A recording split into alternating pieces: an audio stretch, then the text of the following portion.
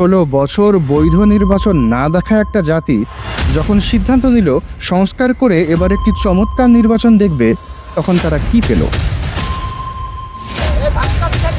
এই মুহূর্তে আমরা দেখছেন গলা টেনে ছিঁড়ে ফেলবো।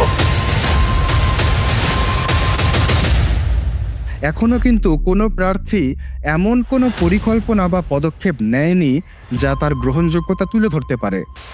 তাদের নির্বাচনে জেতার একটাই মাত্র হুক পয়েন্ট, আগের সরকার অনেক খারাপ ছিল, কিন্তু তারা কেন ভালো? লন্ডনে বসে অপেক্ষা করছেন সবাই শ্রম দিয়ে সবকিছু রেডি করুক, উনি শেষ মুহূর্তে এসে নির্বাচনে বসে সবকিছুর ক্রেডিট নিয়ে নেবেন। জনগণের মৌলিক চাহিদা, উন্নয়ন কিংবা অভাব নিয়ে তাদের কোনো মাথা ব্যথা কিংবা কার্যক্রম নেই, বরং আওয়ামী লীগের বিরুদ্ধে জনরোষই তাদের মূল হাতিয়ার।